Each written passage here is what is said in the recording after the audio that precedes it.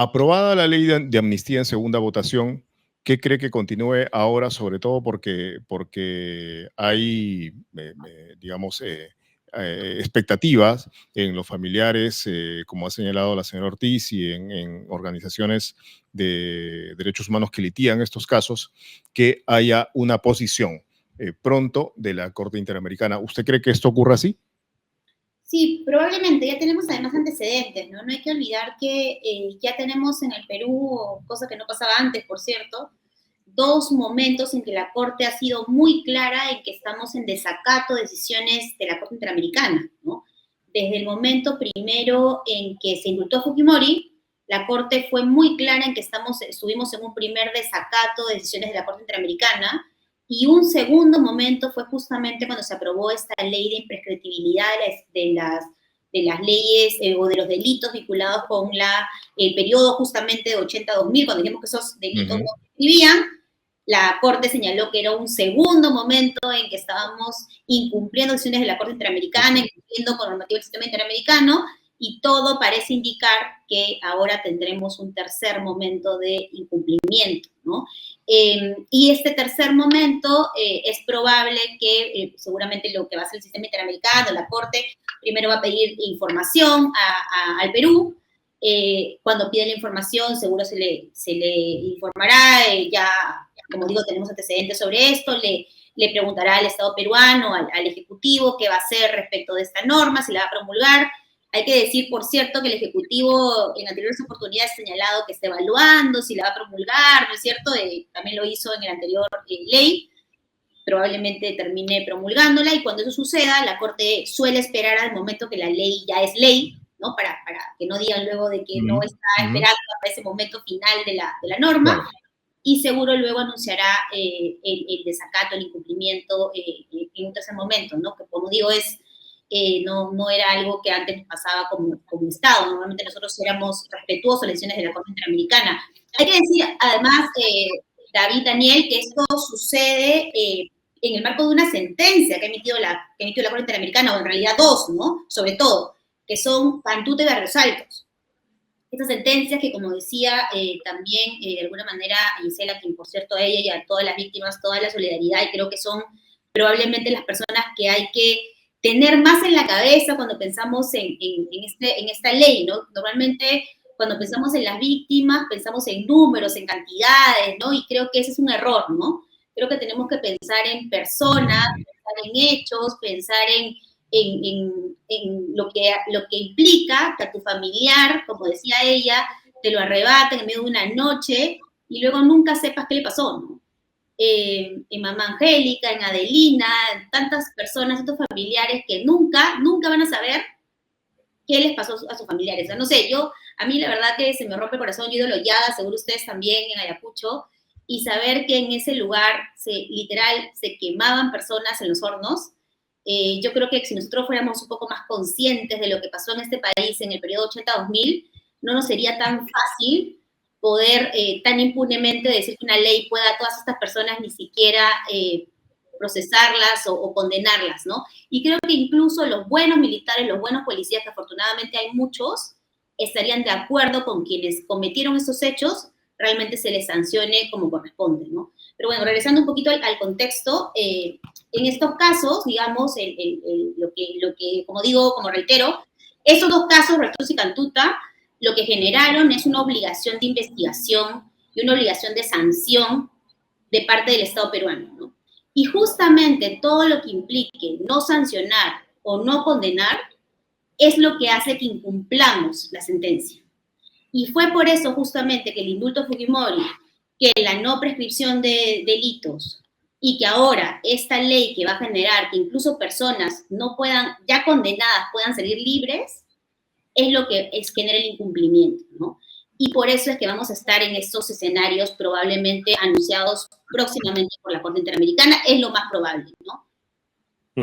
Aquí en los comentarios varias personas preguntan en el mismo sentido qué consecuencias tendría este desacato, porque se señala que ya el Perú está en esa situación a raíz del indulto a Fujimori, por ejemplo, o a la ley de impunidad. Este sería un tercer caso, pero ¿qué pasaría con el Perú o qué sanciones podría imponer el sistema interamericano de derechos humanos a un Estado reincidentemente en desacato de sus disposiciones? Sí, ahí hay que ser también sinceros con esto en el sentido de que el derecho internacional no es pues como el derecho, no es como el derecho nacional, ¿no es cierto? De que uno tiene pues la policía en que vas a ir pues a embargar, ¿no es cierto? A quien incumple, ¿no?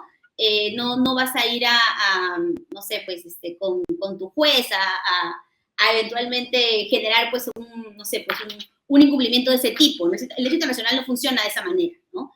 Eh, lo que, ahí tenemos también algunos trolls en los comentarios, por cierto. Nunca faltan, nunca faltan. Sí, efectivamente. Pero lo que va a ser, digamos, el sistema internacional, cuando uno comienza a incumplir compromisos internacionales, es de alguna manera comenzar a perder cierta credibilidad frente al sistema, ¿no? Y no me refiero solo aquí en términos de derechos humanos, que obviamente quienes creemos en los derechos humanos evidentemente defendemos, ¿no? Sino también en términos de seguridad jurídica, incluso en términos económicos, ¿no? Por ejemplo, si yo soy un país que tengo que eventualmente negociar, por ejemplo, la Unión Europea, ¿no?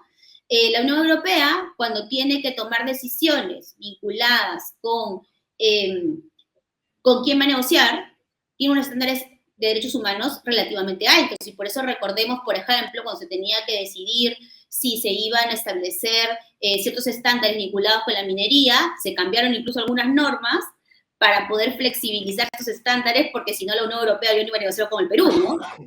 Forzando un poquito las normas, ¿no? Entonces, algunos países sí se toman muy en serio que eventualmente nosotros como Estado cumplamos lo decidido por tribunales internacionales, en este caso por la Corte Interamericana. Entonces, sí creo que, si bien, como digo, no va a haber formalmente una, digamos, no sé, no vamos a entrar con tanques, ¿no es cierto?, a decirnos por qué incumplimos la sentencia, sí hay una repercusión eventualmente internacional. Ahora, también es cierto, y algunos lo ponen por aquí, que evidentemente lo que lo que probablemente el Congreso y el gobierno están sumando es en el hecho que quieren al final salirse del sistema interamericano, ¿no? Esto también abona a que miren cómo no nos permiten hacer esto, cómo no me dejan hacer esto, y entonces van abonando su narrativa en la que quieren finalmente salir, ¿no? Del sistema, ¿no? Y ojo con algo que también es importante, y lo escuchaba también incluso en la conferencia de la mañana, dicho por algunos especialistas, y me parece importante.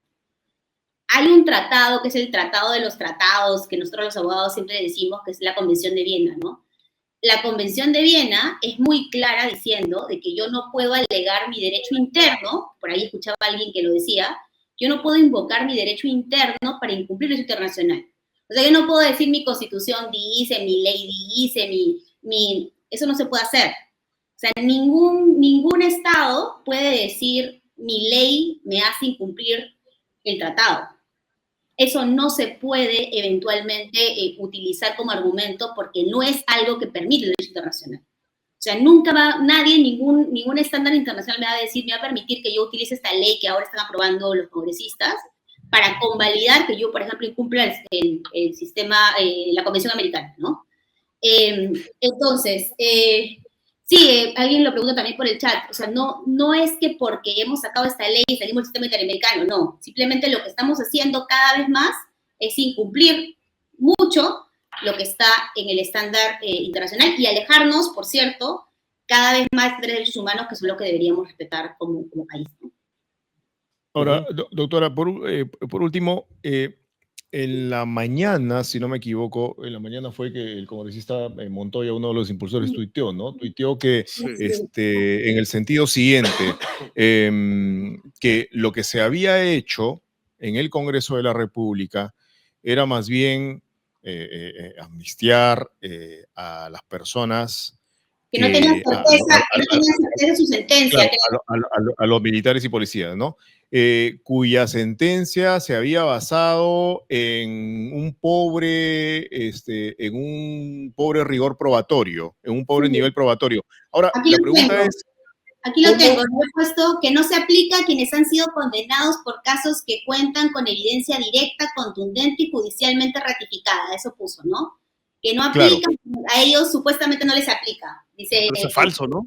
claro, o sea, esa es nuestra última pregunta. O sea, ¿cómo se evalúa, cómo finalmente se llega a la conclusión desde el Congreso si una sentencia ha sido o no ha sido sólida en términos probatorios?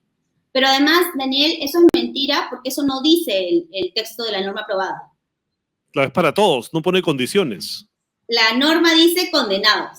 La norma dice edad en un caso, por el otro lado dice condenados, por el otro lado dice procesados. No pone ninguna condición de evidencia directa, contundente, ratificada judicialmente. O sea, nada de eso dice la norma. Si él quería poner estas condiciones, debió ponerlo en la ley. Eso no dice la ley. Entonces, si él quería eventualmente que la ley tuviera estos condicionamientos, debió ponerlo en la norma. Eso no dice la norma. Okay. La norma no tiene eso en ningún lado. Ujú. Entonces, en todo caso, en principio, cuando una persona es condenada, las personas son condenadas porque ha pasado normalmente, supuestamente por lo menos por 2 instancias, y en algún caso incluso ha pasado por la Suprema, con lo cual hasta, no instancias, pero por lo menos 3 espacios de revisión, y hay quienes incluso se van a un habeas corpus, con lo cual pasan por un habeas corpus en 2 instancias, y a veces se van hasta el TC.